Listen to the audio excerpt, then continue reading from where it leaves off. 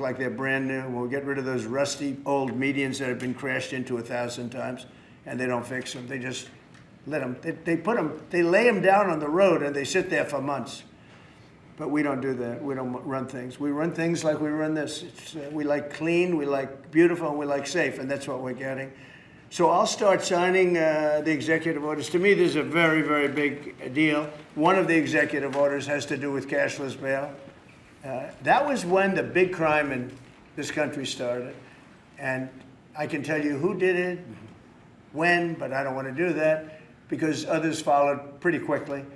But that was when it happened. Somebody kills somebody, they go in, don't worry about it, no cash, come back in a couple of months, we'll give you a trial. You never see the person again. And I mean, they kill people and they get out. Cashless bail.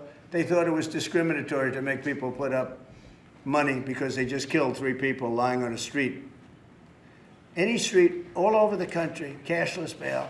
We're ending it, but we're starting by ending it in DC, and that we have the right to do through federalization. Okay, let's go. Could I ask you to say exactly what this is? Of course. So as you've consistently identified, sir, cashless bail policies are a key driver of the disorder we see on city streets all over America. Catch and release system allows criminals to keep going back out onto the street and reoffending. What this executive order does, it charges your attorney general with identifying jurisdictions all over the country that have cashless bail policies, and then it withholds or revokes federal funds and grants that are flowing to those jurisdictions to ensure that we're only supporting the people who have reasonable common sense policies around crime. So what area does it cover? Potentially anywhere that has a cashless bail policy. So some of the largest cities, some of the most left-wing states in America Almost have adopted. all of them, right? Illinois would be a great example of that, sir. Oh, they have a great cashless bail. You don't even have to go to court sometimes. No, Illinois, I love that state. It's a great state, but it's run so badly by Pritzker. They threw him out of the family business and he becomes governor. Now he wants to run for president. I don't think that's going to happen. Okay, we'll sign right here, right? Sir. So important. And this isn't Republican, Democrat. This is, and by the way, most Democrats agree with us. But this is just, we got to bring our country back. Okay? That's a big one.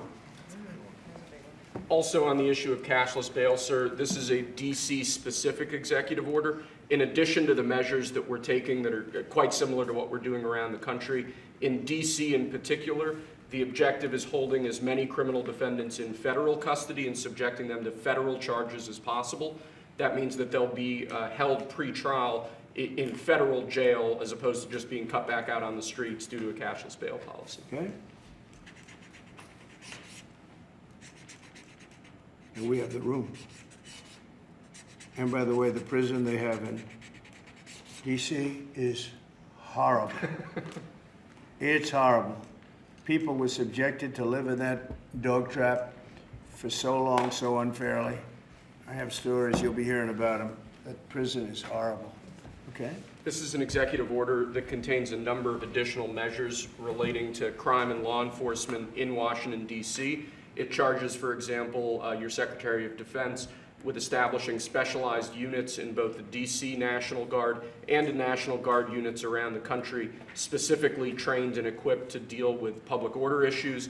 It charges all of your various federal law enforcement agencies with hiring additional personnel to allow them to surge personnel to Washington, D.C. to deal with the current emergency here.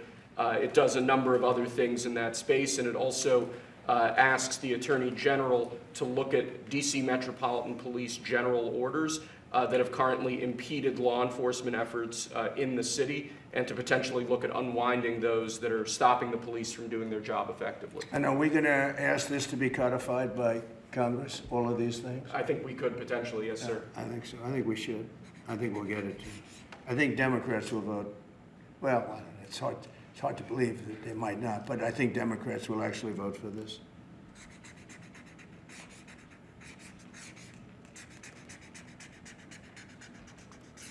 There's no auto pen that can do that, right? Look at that, Pam. Is that a good signature?